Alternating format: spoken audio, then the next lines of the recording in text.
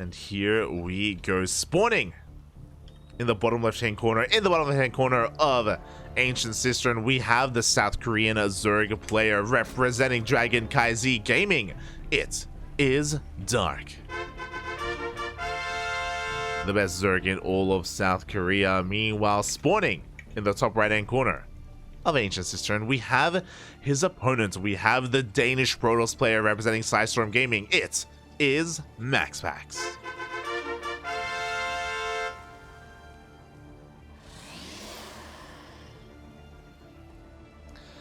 This is where it all ends. And where it all begins. In a PvZ. Oh boy. A pretty fast tournament today. How long have we been live for? 3 hours. 3 hours on the dot so far. I know the stream says 1 hour, but that's because we went down earlier. Smooch. But so far, it's only been 3 hours, and we are already here in the finals. So a little bit of a faster tournament, which is okay because it means that I can nap. it means that I can get some rest afterwards. Let's go.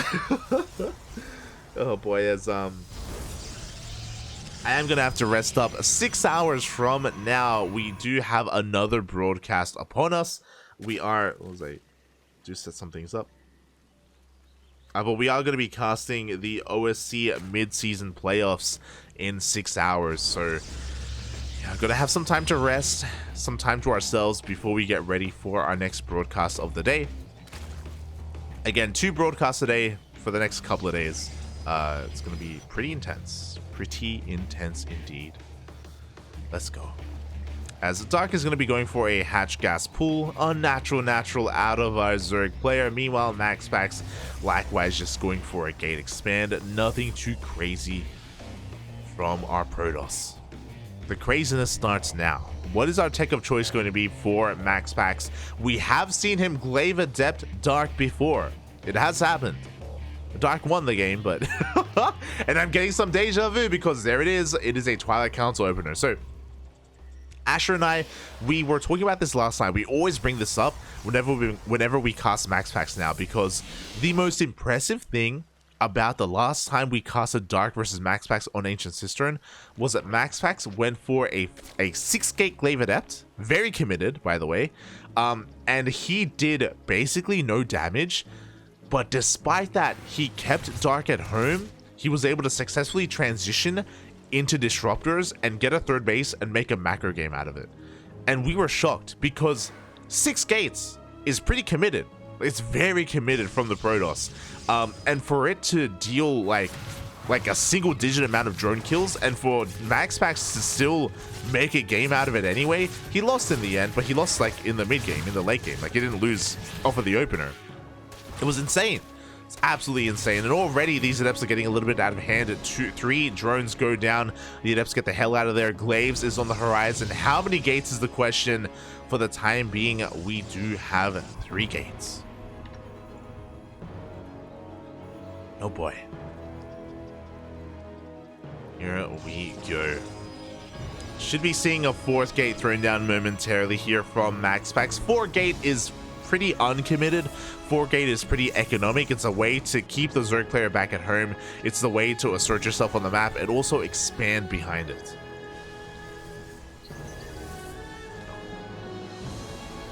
There we go, as MaxPax is going to be taking another gas here, so, and a 4th gas. Interesting, so he's going to be transitioning very quickly. This is not 4 gate, this is going to be 3 gate glaive adept. He's making a prism, but because he took these additional gases, he is going to go for a fast bay, and there it is. The robotics bay is already on the way. So with this bay, he's going to be able to get into disruptors and defend against a roach counterattack.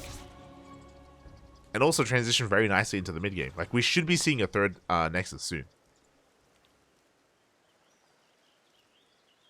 Again, Dark wasn't able to scout the main base. He did see a gas being taken, so for all Dark knows, it's like 6k glaive adept or something else, something crazy.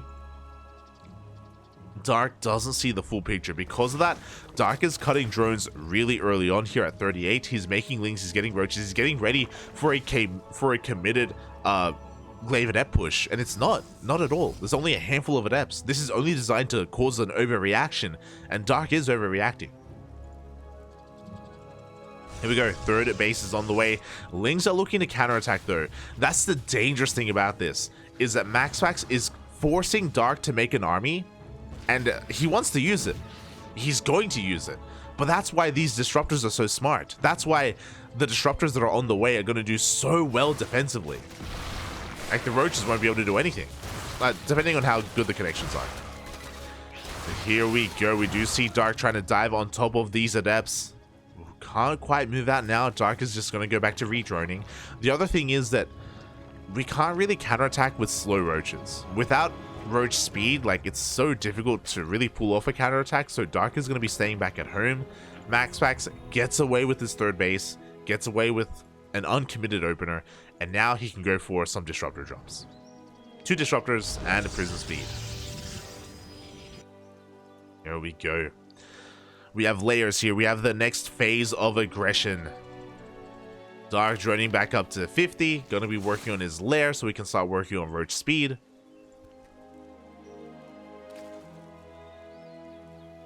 And the disruptors have arrived. Can we get any economic damage? We do have 2 novas going off, and we will get 4 drones. Not bad to begin with. Meanwhile, we have a massive Ling counterattack, and what do we have at home to defend? We have nothing. The adepts are being aggressive instead, and MaxPax is going to be punished for it. The Lings have arrived. We have the overcharge as well, but the Lings are getting on top of the shield battery at the same time. Oh, the adepts are busy with those roaches. Shield battery does go down. And MaxPax has to turn around with his army. Ooh, and these Lings are actually getting a lot of damage done. The Stalkers are falling. Not too many probes, to be fair. MaxPax able to defend in time. At the same time, we have a couple of adepts across the map. They get 1 drone, if that. Ooh. As the disruptor drop is going to be able to get a couple of Ravagers as well. So this is looking pretty good for MaxPax. I mean, he gets away with a faster third. He only loses 2 probes, if you remember. He didn't really lose too much of his economy. He's taking a faster 4th base. This 4th is actually faster than Dark's 4th. Ooh, as more novas are going to be going off, they connect with only a handful of drones. Not the best connections here from MaxPax. But again, Dark is still on 3 bases. He is falling further behind, and it looks like Dark is going for an all-in. 66 drones, once again, is all you need. But MaxPax has a standing army. But does he realize that he's pushing into Dark, who's also... who is all in, 100%.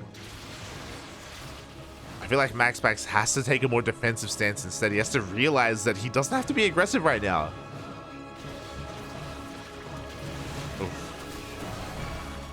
As we do see Dark going for another massive counterattack. This time we're going to be able to warp in back at home. Ling's trying to get us around, but not going to be the best trade because of Blink. Lings do get shaved off. Ravagers across the map are going to be able to get a couple of probe kills with their biles. But this is an expensive loss out of Dark. He's going to be losing everything. Ravager run-bys is something we don't see too often for a reason. We need to keep these Ravagers alive, Papi, and MaxPax, he has eyes on them. He wants them. The Disruptors are looking for a bit of a better angle. They do zone away those Ravagers. Novas go off, and they connect with Lings. GG gets called. MaxPax will take game number 1. Ooh, just completely pulling Dark apart and making Dark play to his music in a way. Sorry, making Dark dance to his music is what I should say. MaxPax doing a great job at hiding his build, at making it seem more aggressive than it was, able to get away with a faster 3rd, faster 4th, and Dark was just forced all in just because he himself had cut workers. He didn't lose too many drones, but he wasn't making drones to begin with. So Dark was forced all in, and we saw that the defense from MaxPax was just a little bit too good. So again, some great kind of, I don't know if I want to say mind games, but, you know, like misinformation or just, yeah, just playing with the idea and playing with his perception in a way. Playing with the norms of the meta, even. So, very good game number 1 from MaxPax. Dark on a bit of a back foot here, but he can always fight back. This is a best of 5. Plenty of games ahead of us. I'm sure we'll have a back and forth series. I'm sure it will not be one-sided.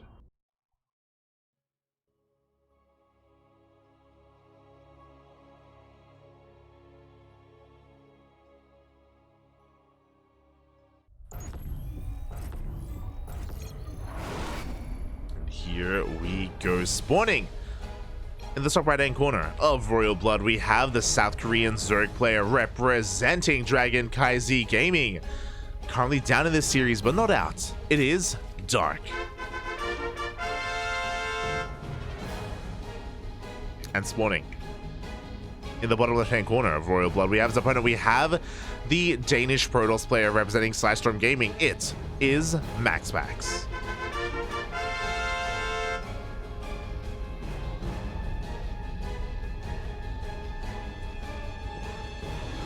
Again, a really technical game number 1 from MaxPax with his overall builds, going for the 3-gate glaive into bay, into third base. I really like it. I really like it when we're kind of playing with like what is expected to be happening, when we're playing with the meta and kind of utilizing that to our advantage. It feels like that's what MaxPax did, getting into the head of Dark a little bit.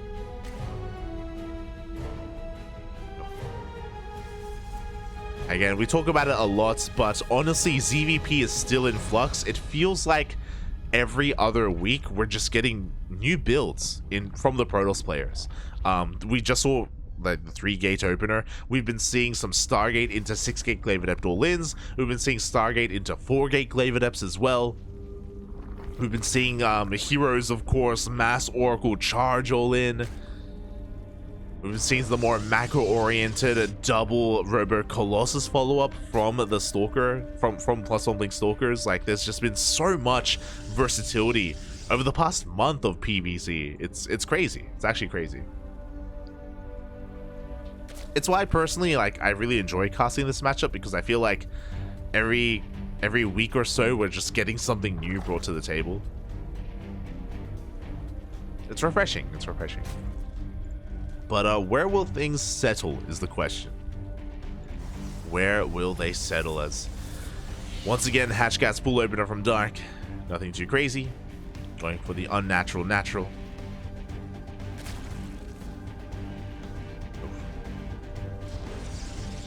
And we'll see how this goes. MaxPax this time going to be going for a Stargate opener, but again, based off of what we've been seeing recently, just because it's a Stargate doesn't mean it's going to be macro play. This can still lead into not just the Twilight Council, but also glaives behind it. And I feel like MaxPax doesn't want to play a normal standard game. I feel like he wants to be in the driver's seat. I feel like he's the one who wants to be in the face of his opponent. Just like last game. Up. Up. Oof. As the Adept does get onto the high ground, does get one drone here at that triangular third. And another Adept is about to rock up. Oh boy, this is getting a little bit out of hand. 2 drones go down. We force a Spore. Can we get a third drone? It looks like we will. 3 drones in total. At the same time, we had a little bit of a link counterattack getting 2 probes, so at least we reciprocate the damage. But again, not badly done here from MaxPax. Behind this, we have a second gate on the way. Interesting.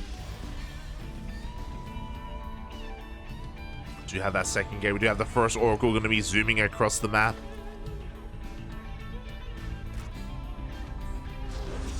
With this, I think we're going to be setting up for that third Nexus. We should be, at least, from MaxPax.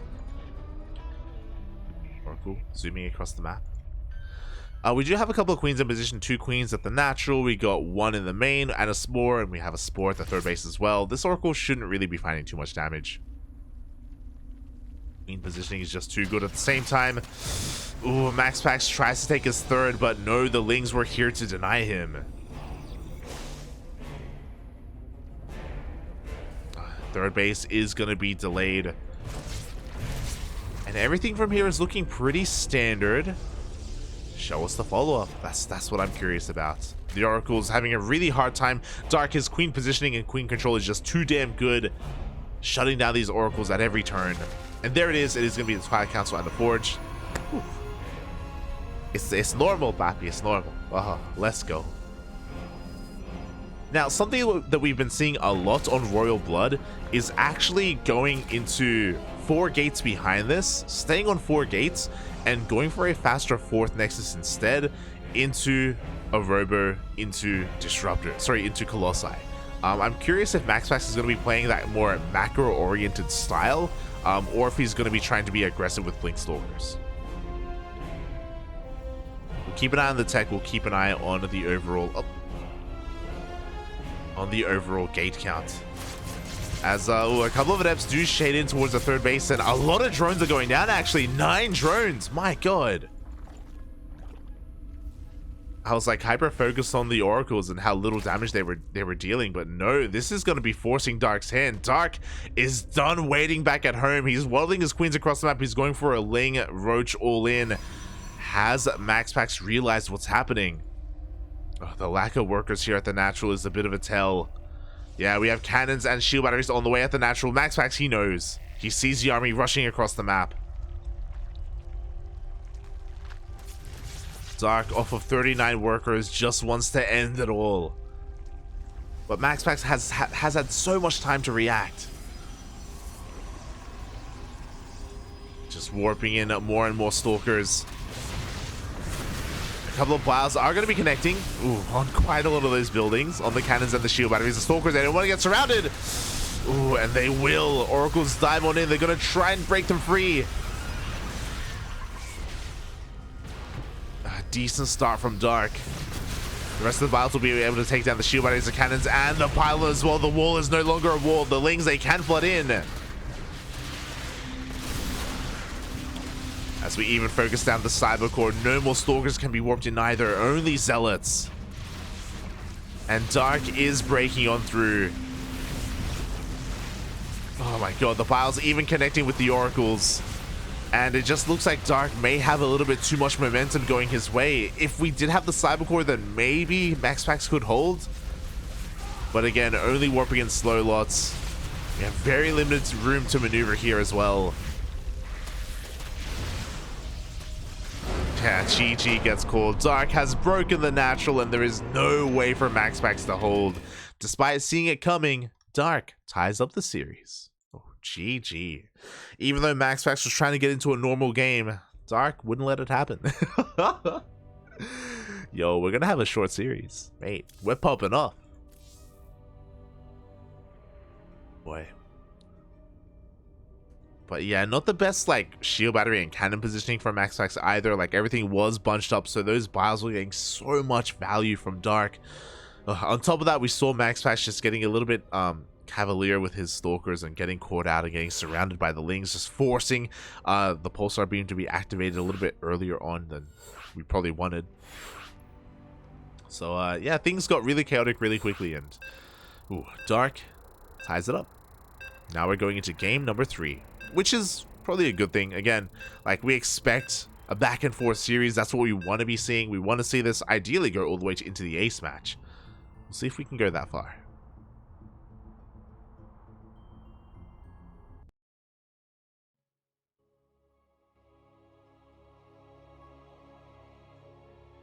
And here we go. Game number 3.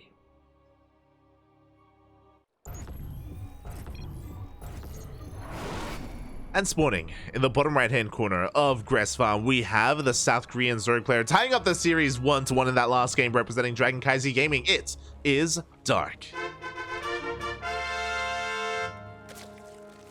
And spawning in the top left hand corner of Gress Farm, we have his opponent. We have the Danish Protoss representing Psystorm Gaming. It is MaxPax.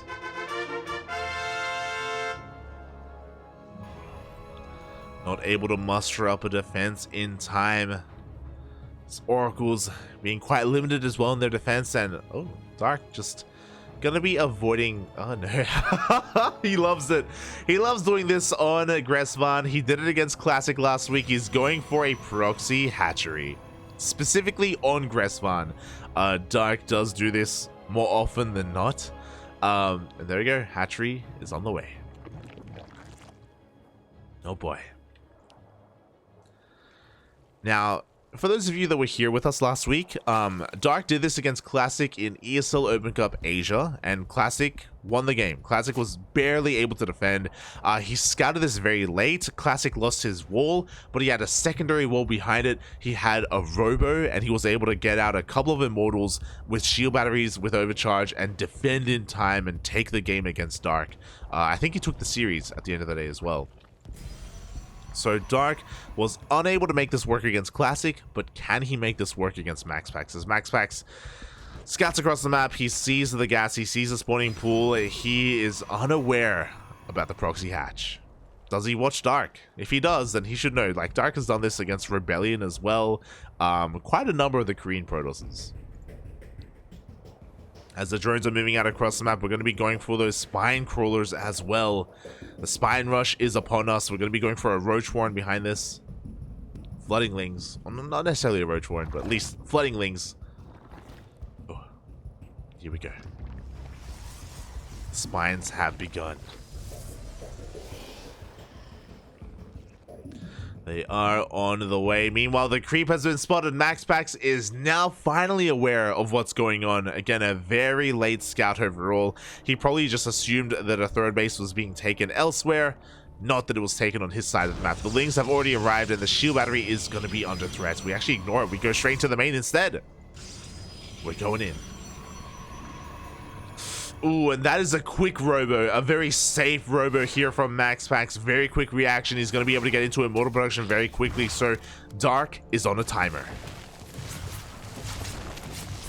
Here we go. The spine crawlers are moving on forward. Cybercore is going to be focused down as well. We have a shield battery. We have a couple of adepts on the way. Lings are slipping into the main base. Yo, if they take down that pylon, the robot will be depowered. But the pylon will survive. The immortal is on the way. Likewise, this wall is going to go down. Spine crawlers are leapfrogging forward here into the natural base. They're breaking on in, and MaxPax doesn't really have much to stop him. He has 2 adepts. He has no gateways. He has no production. He wasn't able to throw down a gateway in his main. And 1 immortal is good, but on its own, not so much. And there we go. The Lings are going to surround. They're getting on top of the adepts. They're getting on top of the immortal as well. It's out of range of the shield battery. Up. The immortal is barely going to be able to survive. It does get in range. And now with the power of the immortal, we can focus down some of these spine crawlers. 1 spine goes down. We do get out of range of the other. As we're out of energy. Oh my god, the Lings are coming again. Can they get the immortal? Up, up. They at least get the adepts. Oh, the overcharge will keep the immortal alive. Oh, but we don't want to overextend here as Lings keep flooding on out. We have a Baleen that's not a roach warren behind this. As Dark has been mining that gas. Oh my god, but now the spine crawlers are in range of the natural. And once Dark takes control of the natural, like that could just be it. Like at that point, then he can expand, then he can transition.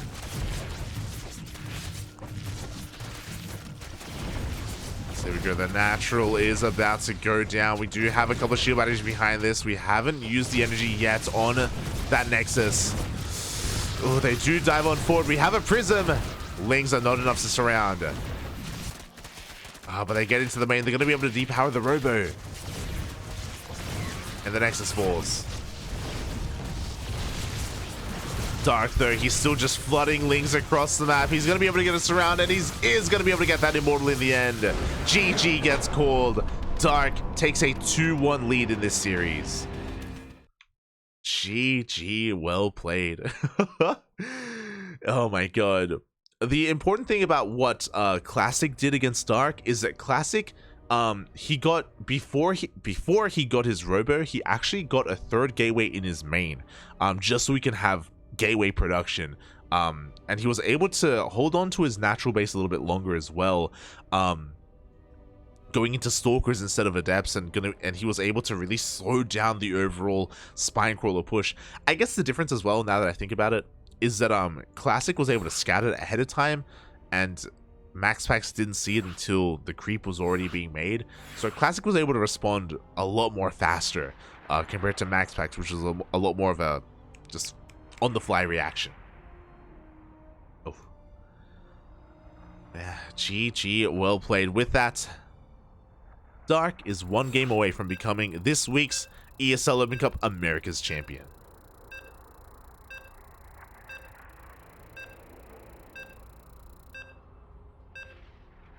Here we go.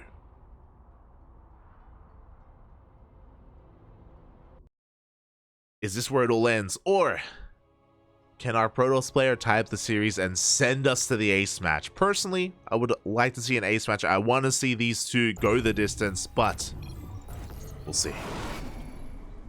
They're here to bear witness, and spawning in the bottom right hand corner of Babylon, we have the South Korean Zurich player representing CranKy Z Gaming.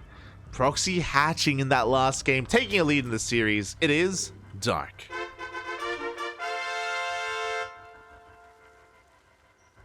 And spawning in the top left hand corner of Babylon, we have as opponent, we have the Danish Protoss player representing Storm Gaming. It is MaxPax.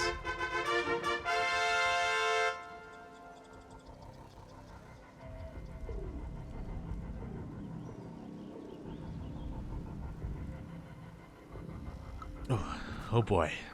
This time, of course, Dark will be keeping his drone back at home. Will be taking the expansion here at his triangular third, and I'm sure MaxPax... Oh, no, he doesn't!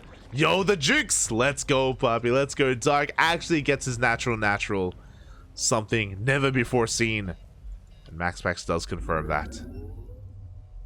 Ugh. So a little bit inefficient. Like, this Dark's natural is a little bit later, but it's in a more secure position instead, which will help him against something like a Glaive Adept opener.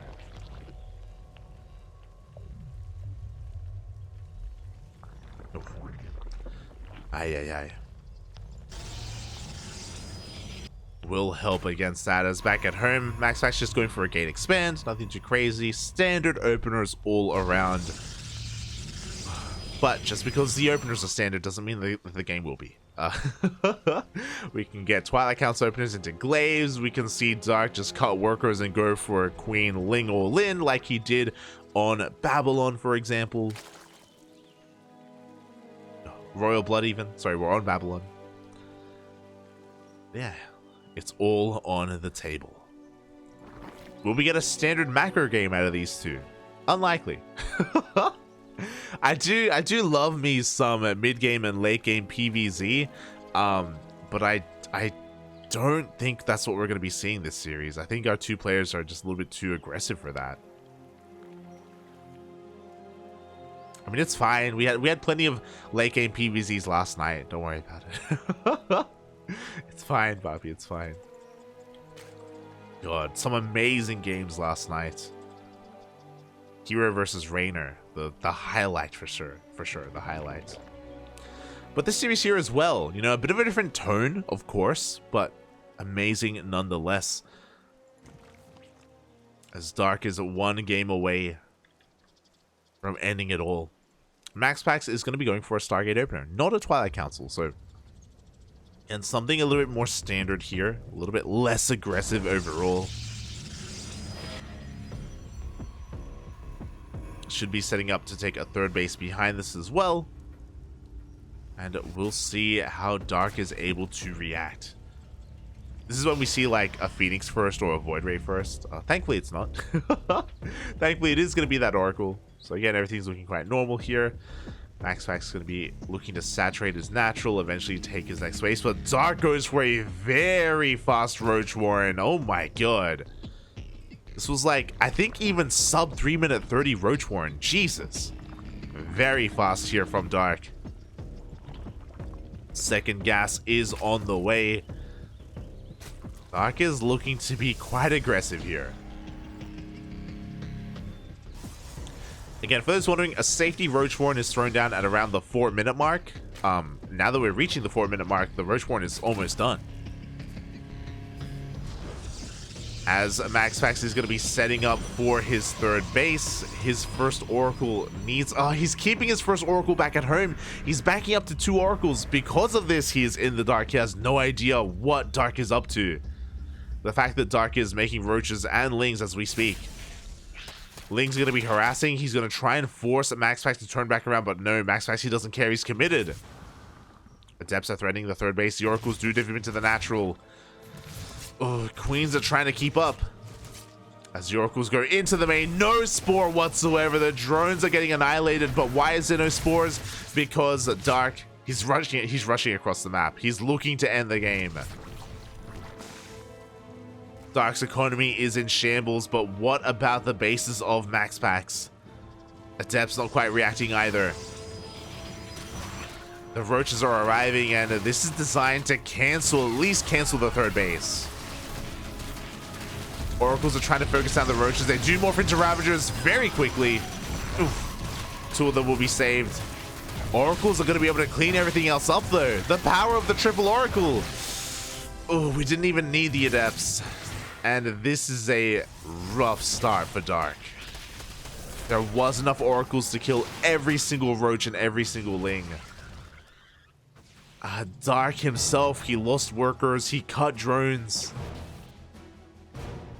He's rebuilding his Roaches. He's going for another push. He's going for the second wave. Ay. And, we'll see if the second push is as terrifying as the first, or more terrifying. I'll be honest, I'm not convinced, but here we go. The Lings are already across the map. They're going to be able to get us around on a Stalker and a Zealot. The Roaches and Queens are pushing forward as well. They have been revealed here to the Oracles, but we're making Void Rays. We have a second Void Ray on the way. So smart, such smart play here from MaxPax. Just being so safe back at home. Lings and Roaches forced to turn around, because what can they do against Void Rays? Nothing. Actually nothing.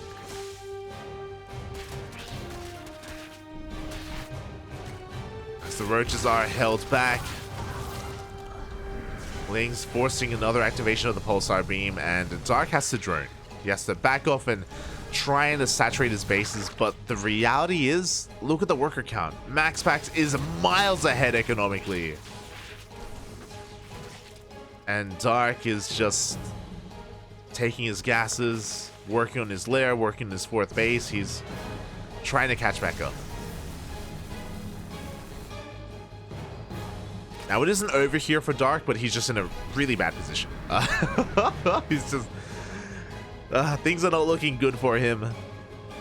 He can maybe try and go for a 6-6 drone Roach all in. That's kind of what I imagine is going to happen. Because playing macro from this point is not going to be the best option. I don't think it's going to be possible. As the Zealots do arrive, going to be able to chase these Lings away. Archons are on the way as well. Temple Archives has completed. We have a Bay on the way for Disruptors, for Colossi. MaxPax just really securing his position on his side of the map, taking up as best he can. Meanwhile, Dark is taking all of his gases. He's saturating his bases. He's working up towards that 66 drone count, 67 drones even. Are we going to drone up even further from here? Well, before that happens, MaxPax has arrived. Oh boy, and MaxPax is going to be able to take down these Roaches at the same time. We have a massive Zealot warping into the main base. Dark is being pulled apart. He will lose his fourth, and he could lose even more than that. Queens are falling in the main. Roaches are coming out to defend. No Queens, by the way, so honestly, these Void Rays, they can go to town. There's nothing to stop them.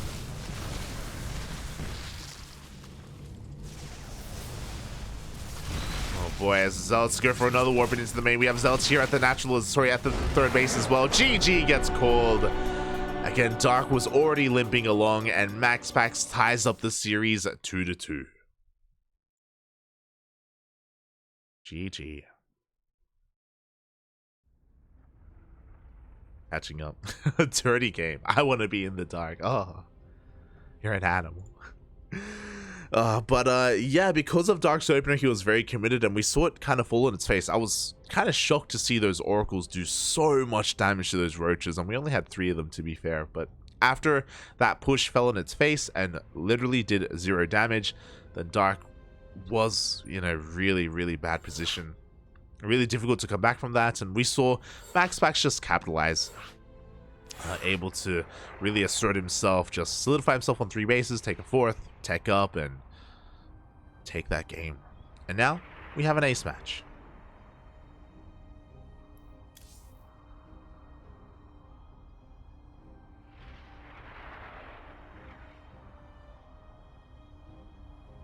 We have our ace match, game number 5. Where are we gonna be though?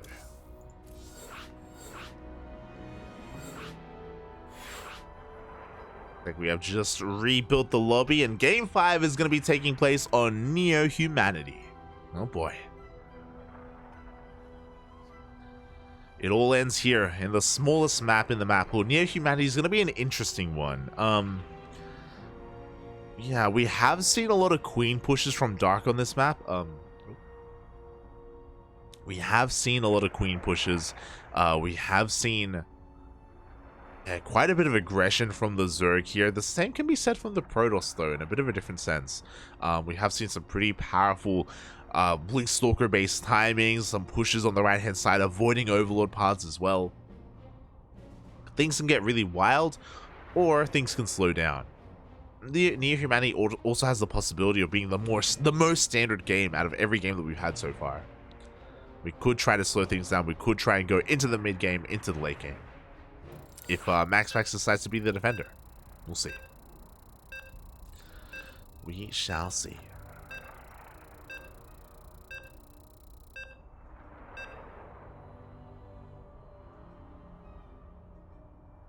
It all comes down to game 5, the ace match. And again, this is kind of like the ideal situation, you know, when we have 2 players like this face off in the finals. We want to see it go the distance. We want to see it go all the way to game 5, and that's exactly what we're getting.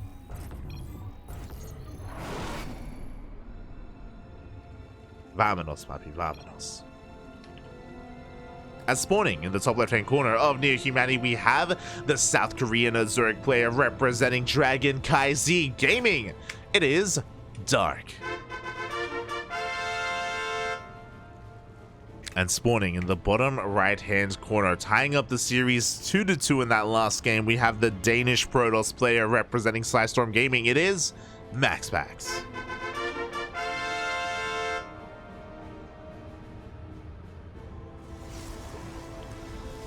Here we go. Now, some of the properties here of Neo Humanity is that this can be a very defensive map. When we take our triangular third or even linear third, we do have a very narrow choke point into that base. Same can be said here at the triangular third and even the 4th base over here as well. So we have been seeing a lot of PvZs where the Protoss is able to defend, able to survive any kind of aggression and make it to the late game and even get into Sky Toss. At the same time, if Dark does take the forward hatchery here, which has a rich Vespene gas geyser, you do get like a boost of gas, and you can go into these Roach Queen all-ins, where you bust down these rocks in the middle of the map, you keep pushing, and you lay siege upon the next side of your opponent. We have seen Dark do that against heroes specifically on this map. So there are some aggressive builds and aggressive potential on Neo Humanity, but otherwise, like, it can go into a longer game. It can go into a more drawn out game. So we'll see. We'll see how this does go.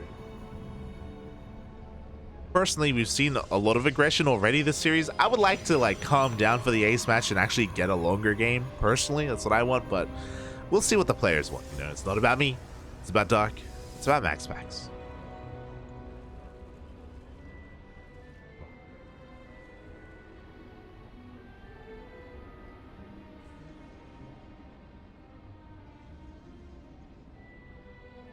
I see the chat catching up. I like this map a lot as Protoss, but not versus Dark. That's the thing, right? Like, Dark has shown us a lot of aggressive plays here on this map.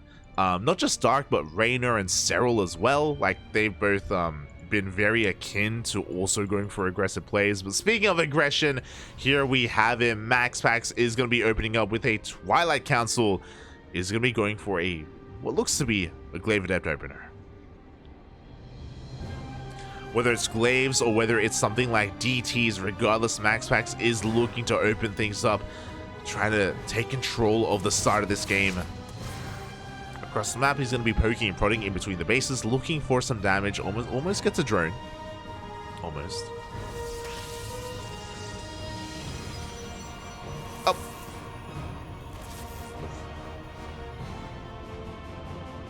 And the Lings actually get in for a free scout. The two Lings do slip on in, and they will confirm the lack of Stargate and the Twilight Council instead. Everything has been spotted here for Dark. Meanwhile, Dark, okay, he stopped droning for a while. I was a little bit concerned. We do have 12 Lings coming out from Dark. He does also spot that Robo. As we even do recall our Adepts back home.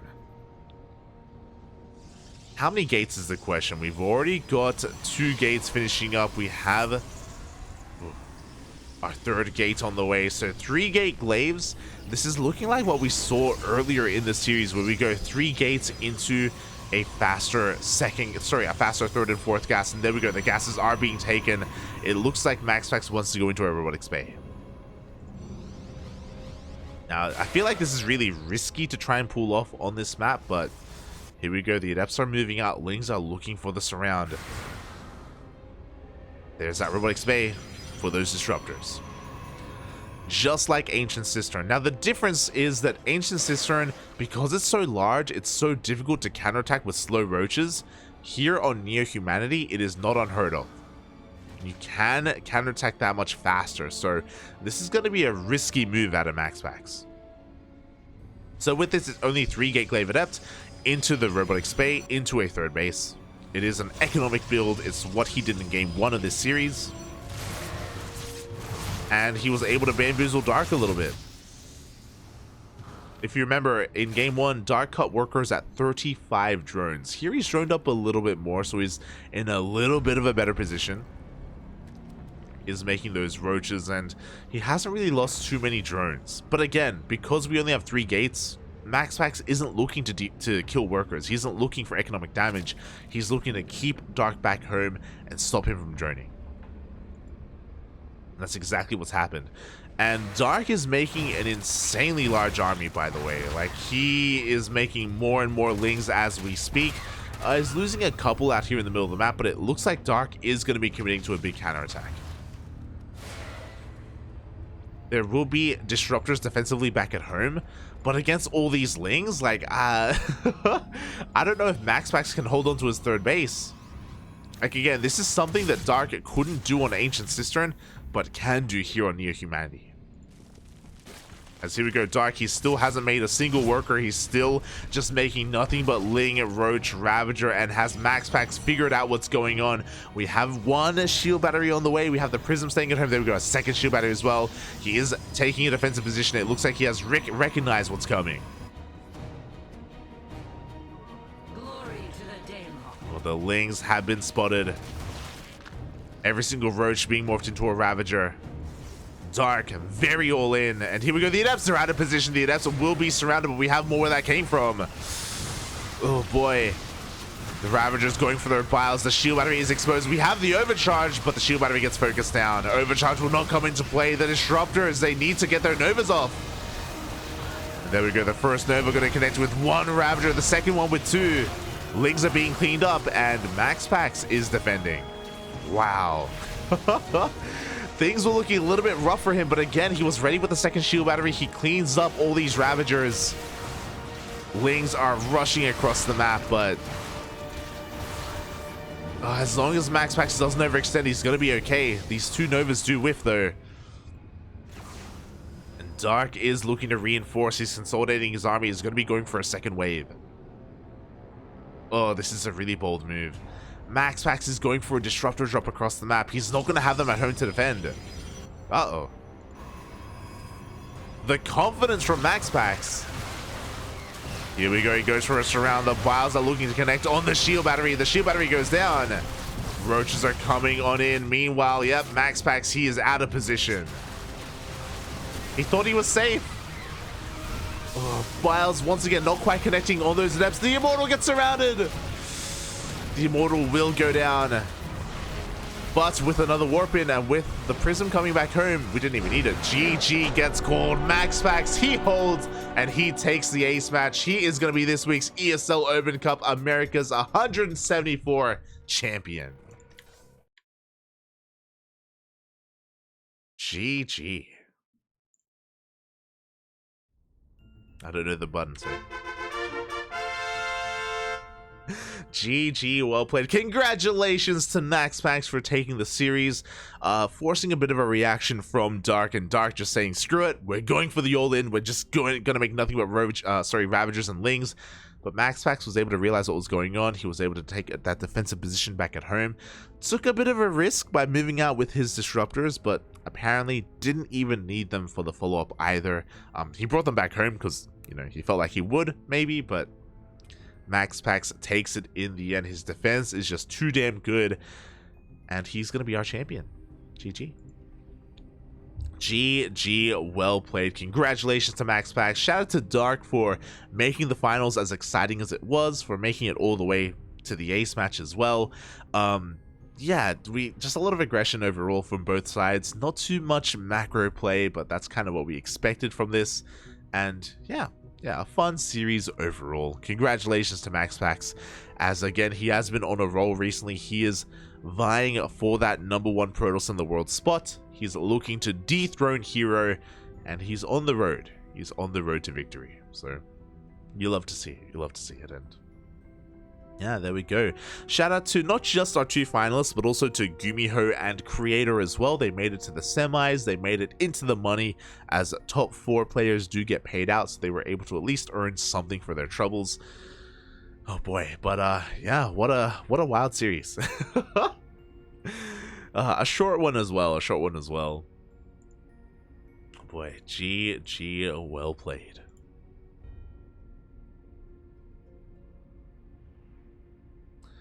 And with that, I hope everyone enjoyed themselves. I hope everyone enjoyed themselves. I hope everyone had a great time. I do apologize for the stream cutting out earlier in the tournament. Halfway through, the stream did die. It was in the middle of MaxPax versus Solar, so I do apologize for that. I don't really know what to do. I can't. It's just yeah, sometimes a little bit unstable. In the middle of the day, the stream sometimes does go down. So, oh, sorry, the internet goes down. So hopefully I'm able to resolve those issues over time. Otherwise, thank you so much for watching. Thank you so much. If you enjoyed this tournament, this is a weekly tournament every single week. Same time, same place, same hour, same channel. ESL Open Cup Americas. We do have this. The only times that we ever miss an ESL Americas, I think, is if it never clashes with ESL Masters.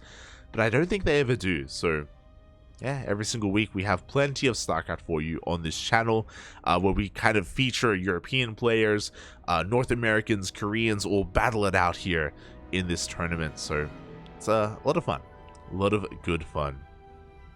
Make sure you're a part of it. Yeah, if you want to be here for the next one, make sure you hit that follow button. Plenty of StarCraft here on the CranKy Ducklings. I guess the other big thing is that, of course, we're going to be live throughout the week. Our next cast is going to be in 5 hours. In 5 short hours, we're going to be returning with the OSC mid-season playoffs. Who are we going to be casting? We're going to be casting quite a wide array of players. We're going to be casting Percival, Ashbringer, Spats, Honmono, Trigger, Art, Nightmare, Baby Marine, Spirit, Dimaga, Sola, Jomek, Christiana, and Eric. Oh boy, 14 players. 14 lovely players. 7 best of 3s. A lot of StarCraft going on. So if you're interested, then do check us out in 5 hours for some more StarCraft. Otherwise, thank you so much. Thank you so much for watching. Thank you so much for tuning in. We appreciate the support. We appreciate the love. Gracias, papi, gracias. And yeah, I am so tired. I got like 5. We finished casting last night at like 2 a.m. And I think I went to bed like half an hour after that. And we woke up this morning at 7 to cast. So it would be nice to get a little bit of sleep before the next cast. So I think I may just go for a nap. We'll see. I'm also going to get some food and prepare the stream as well. So yeah, we'll see you guys in 5 hours. Meanwhile, tomorrow we're gonna have some more StarCraft as well in the morning. Tomorrow in the morning, in less than 24 hours, we're gonna be casting some more new maps. We already casted the funky 6K Open, but I think tomorrow morning it's like just the funky Open. If you remember, in the last tournaments that we did cast for Dave Testa, it featured a bunch of new maps, which was a lot of fun to watch, but it was restricted to players that were 6K and below. This one is going to be open to all players. It doesn't matter what MMR, so we're going to have a lot more pro players instead. And once again, we're going to be featuring those new maps. We're going to be featuring Brimstone, Eco Brutalism, what were the other ones? Can I remember them? Anomaly, Cyber Ruins, Forest Ruins, something like this. It was a generic name for a really pretty map. I remember that. Mansion Park, so many great maps were featured that night. I highly recommend checking out the VODs because we had a lot of fun casting that, and we're gonna get even more maps, even more new maps tomorrow in less than 24 hours. So follow us on Twitch, Twitter, Facebook, Instagram, YouTube. Follow us all over the place because we are live all the time. Every day, multiple times a day. So be sure to follow us. Otherwise, if you want to tune into more of myself, then light_VIP on Twitch and Twitter. I do stream throughout the week, but I don't stream the days that we're casting. Specifically, whenever we have 2 casts in one day, I don't stream because I need to preserve my voice. And I need to get some rest as well, so I try not to ladder and stream during those days. But if there's ever a day where we only have 1 cast, or we don't have any casts at all, then I'm usually streaming those days. So you can follow me there if you're interested. If you're interested in some Zerg ladder gameplay. Otherwise, follow us on the Ducklings, Twitter, Facebook. We have a YouTube channel. We have a Patreon. You can see just underneath me, down there, our Patreon goal. It's underneath MaxPax right now. Our goal there is to, of course, fully fund our tournaments. We do run 3 bi-weekly tournaments, the Sparkling Tuna Cup, the Tenacious Turtle Tussle, and Grand Platypus Open. They are region-locked tournaments for some of the smaller regions out there. So we do our best, and the Patreon is set up kind of like the KSL Patreon, and yeah, we're trying to look for some support there to fully fund the event, and then after that we can grow the event from there. We can turn it from a bi-weekly into a weekly, and then we can boost the prize pool as well. Yeah, our goal is to at least get fully funded and to become a weekly tournament. That'd be a lot of fun if we're able to get there, but alas, it's not necessarily on us, it's on everyone else. We do rely on everyone for the support for that. Regardless, even if we don't reach the goal, we're going to be funding the tournaments anyway out of our own pocket. The tournaments will be run for at least the remainder of the year, or the rest of the year. So yeah, great tournaments, great casting, great StarCraft. There you go. With that, thank you for watching, everyone. Thank you for the support. Stick around. We're going to give another StarCraft streamer another lovely raid, and we'll see you guys next time. Adios. Ciao.